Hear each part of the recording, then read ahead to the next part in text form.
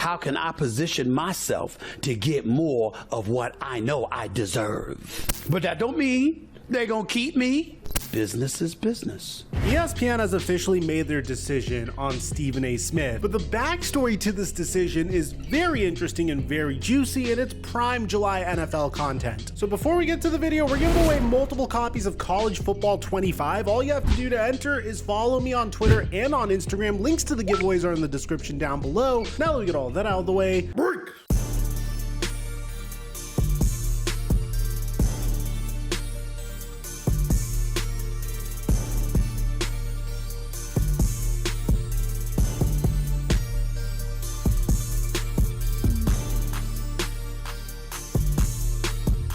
Mic check 1 2 1 2. What's going on, everybody? There's no question about it. Whenever it comes to ESPN content and ESPN programming, there is one man that you immediately think of: Stephen A. Smith. Like him or hate him, respect him or not, you have to admit this man delivers ratings. It doesn't matter if he's giving you the most thought-provoking sports analysis, the guy is entertaining. I mean, every time he puts on a cowboy hat and makes fun of the Dallas Cowboys, I'm dying of laughter. Sure, he's not necessarily the most brilliant when it comes to the X's and O's, but there are times where he gives very thought-provoking analysis on his podcast as well, and at the very minimum, he's entertaining. But despite this, he's been dealing with some very interesting situations lately, like his argument with Monica McNutt. Who talks about the WNBA? Who talks about women? Who talk about women's sports more than First Take? Stephen A., respectfully, with your platform, you could have been doing this 3 years ago if you wanted to. Wow. All right, we gotta go. You guys. So did you know you're my guy, but who does more than Stephen A., us? I'm talking to you. I'm talking to you. Wow. Don't do that. I'm talking to you about the power that you have. Okay. I'm talking to you. Now, originally, you guys may have heard that Stephen A. Smith got offered an $18 million a year contract, but he was angling for more of a $25 million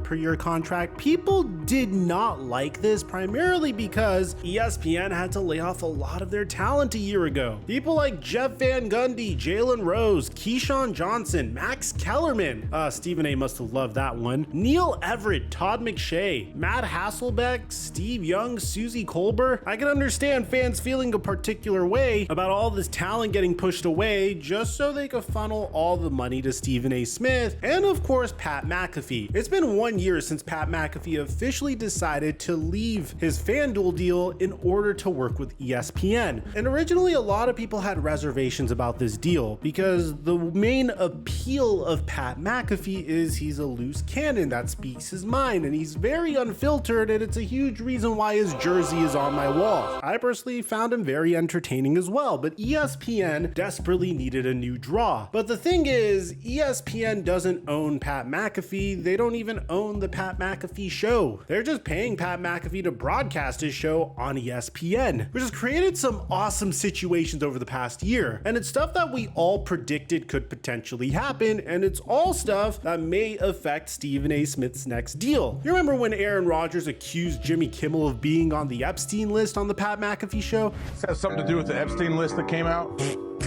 A lot of people, including Jimmy Kimmel, are really hoping that doesn't. Jimmy Kimmel then went ahead and wrote a long tweet declaring war on Aaron Rodgers. Pat McAfee was kind of sitting there like, oh damn, this all went down on my show. And of course he would apologize. And whenever there's accusations made about people, that can lead to lawsuits. But I can see exactly why Jimmy Kimmel felt the way he felt, especially with his position. But I think Aaron was just trying to talk shit, but it's because we talk shit and try to make light of everything. So we apologize for being a part of it. Can't wait to hear what Aaron has to say about it. Hopefully those two will just be able to settle this. But then there was a report that suggested that ESPN is feeling very uncomfortable with the entire incident, which, by the way, isn't the craziest take. ESPN has always been by the book, clean and cookie cutter, and recently woke as hell. Not only was there a hit piece saying that ESPN viewed Pat McAfee to be way too risky, but on top of that, a separate hit piece by Andrew Marchand. Pat McAfee needs to produce better ratings to be worth $85 million and the headaches for ESPN. Back in January, it said this week McAfee's paid show contributor Aaron Rodgers defamed ABC late night host Jimmy Kimmel by falsely implying that Kimmel would be on the Jeffrey Epstein list. The implication of pedophilia resulted in Kimmel blasting Rodgers on social media and threatening to take him to court, which brings us to the numbers. Since the inception of Pat McAfee's show on ESPN in the fall, Stephen A. Smith and First Take are handing McAfee a 583,000 viewer lead-in, and McAfee is maintaining just 302,000, which is a 48% drop. As compared to the same window last year, which featured SportsCenter, McAfee is down 12%. On FS1, Colin Cowherd Show has nearly beaten McAfee on some days and saw 19% growth from last year to an average of 156,000 viewers. The question is, can McAfee last in the Disney universe? McAfee never finishes contracts. He failed to with FanDuel, DAZN, BetOnline, SiriusXM, and WWE, to name a few. So on McAfee lasting the full 5 years on the ESPN contract put us down for the under. But there's a part of this piece that we all kind of saw coming from the beginning, and it's not a bold take whatsoever. It's very difficult for anyone to be too edgy under the Mickey Mouse umbrella. The media world that McAfee, who started at Barstool Sports, grew up in doesn't really have many, if any, rules. This leads to Rodgers' weekly spot, which is basically a combination of news about whether he will play, some guy talk, and conspiracy theories. Rodgers clearly doesn't like the rules. He spouts his hypotheses about vaccines and pedophilia lists without any known expertise. He's entitled to his opinion, but the only reason people listen to him is because of his numbers. He is a 4-time MVP with the 5th most passing touchdowns ever and 1 Super Bowl ring. In the end, the numbers decide if the headaches are worth it. McAfee usually walks before the end of his deal. If that happens, ESPN will only have regret if McAfee is really producing. This was a hit piece from 4 to 5 months ago, and McAfee clapped back by calling out an ESPN executive live on air, Norby Williamson. There are some people actively trying to sabotage us from within ESPN. Funny. More specifically, I believe Norby Williamson is the guy who is attempting to sabotage our program. I'm not 100% sure. That is just seemingly the only human that has information, and then somehow that information gets leaked. And it's been happening basically this entire season from some people who didn't necessarily love the old edition of the Pat McAfee show to the ESPN family. McAfee would then say that this war versus ESPN was a warning shot. You spoke a name and called out someone a suit. Like, I thought that was a warning shot to that guy. You know, I didn't even think that was A direct hit. Yeah.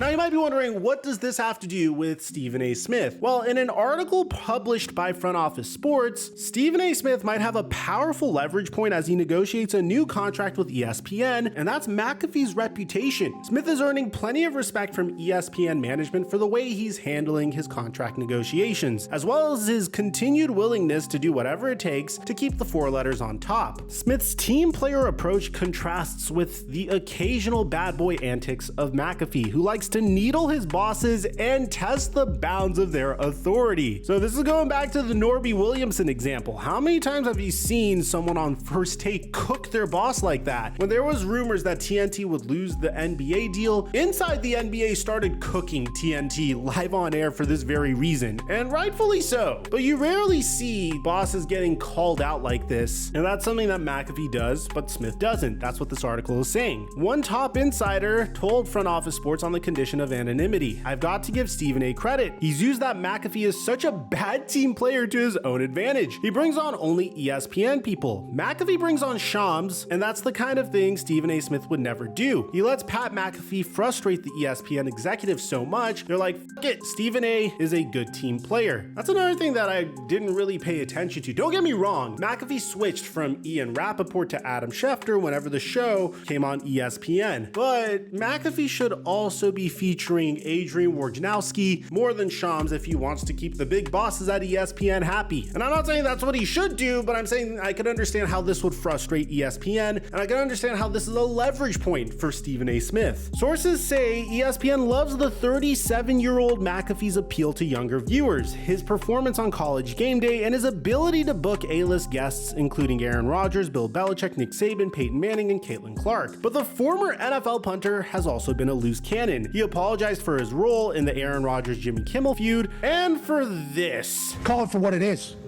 There's one white bitch for the Indiana team who is a superstar. He publicly lambasted top ESPN executive Norby Williamson as a rat seeking to sabotage his show in January. Williamson would actually resign 3 months later after 40 years at ESPN. He remained defiant on Matt Barnes and Steven Jackson's All the Smoke podcast. But you spoke a name and called out someone a suit. Has there been any backlash, any conversation? I don't know. I'm the executive producer of my show. I report directly to Jimmy and Bob. Like I saw everybody like Pat calls out his boss. I don't got a boss.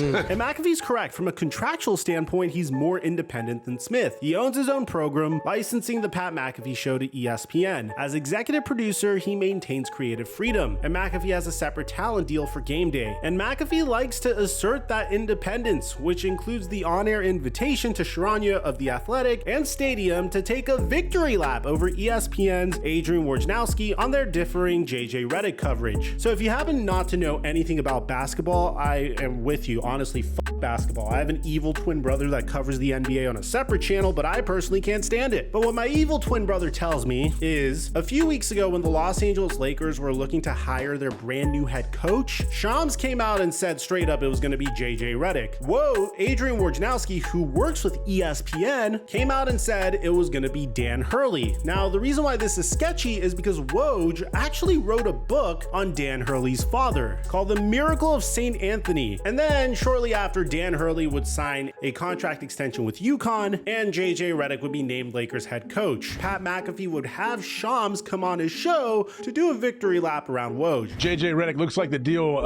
is final in LA, so congrats to you. It sounds like you were correct the whole time. Yeah.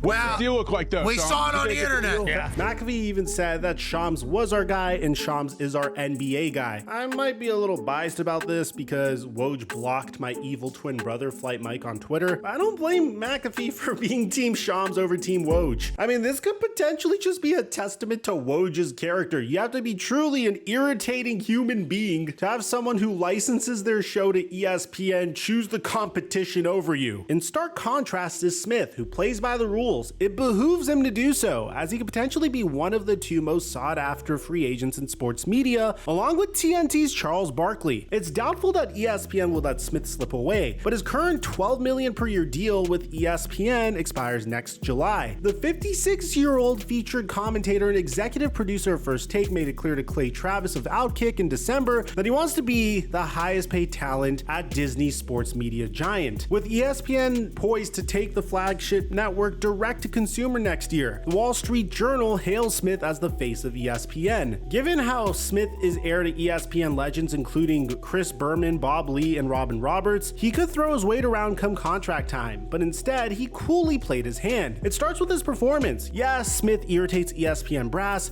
by tackling the third rail of politics on Fox News and Hannity, or appearing with Travis, the network's most outspoken critic. But he and moderator Molly Karam have turned First Take into a morning blockbuster, with the weekday show averaging 451,000 viewers in June to 56,000 for Skip Bayless's rival Undisputed on FS1. The show posted its most watched year ever in 2023, averaging 496,000 viewers. First Take is riding a hot streak of 23 straight months of year-over-year growth. The 17-year ESPN veteran also co-stars on NBA Countdown, hosts the NBA and Stephen A's World Altcast, and contributes to SportsCenter. Smith has evolved First Take by recruiting new talent like Bayless's former on-air partner Shannon Sharp, Chris Mad Dog Russo, and Monica McNutt.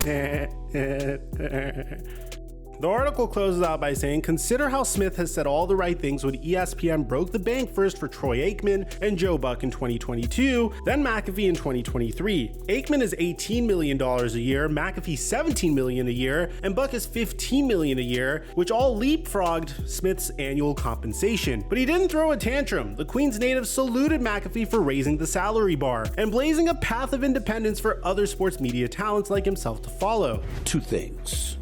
Number one, I don't give a damn. He negotiated his deal a few weeks ago. I negotiated my deal a few years ago. The situation is not the same. I'm a big boy. I've been to hell and back. This does not faze me at all for several reasons. Pat McAfee deserves it. You looking for some haterade here, wrong place. Pop culture and entertainment, politics, social issues, news, current news events, etc., etc. It's not just about talking to you about how I feel about those things. Pat McAfee has a business. I respect what he has done, so much so that I'm doing it. It's people like Pat McAfee I get to thank for that. I think at the end of the day, this is a no-brainer, given the fact that Stephen A. Smith has injected life into First Take, the fact that First Take is growing consistently, the fact that he isn't really the most controversial. And yes, he goes on Fox News and gives his view on politics, which completely contrasts ESPN's political view. But he's definitely the #1 star at ESPN, and in my opinion, it's a no-brainer. ESPN has already made their decision on Stephen A. Smith. It's a matter of when, not if. Let me know what you guys think about all this in the comment section down below. Aside from that, Skip Bayless is not doing well. Shannon Sharpe is continuing to cook this man, and we have a whole video on that if you guys want to check it out. I'll leave it at the end screen and I'll meet you guys there. Aside from that, I'm your boy Mike, and I'm dropping our mic until our next upload.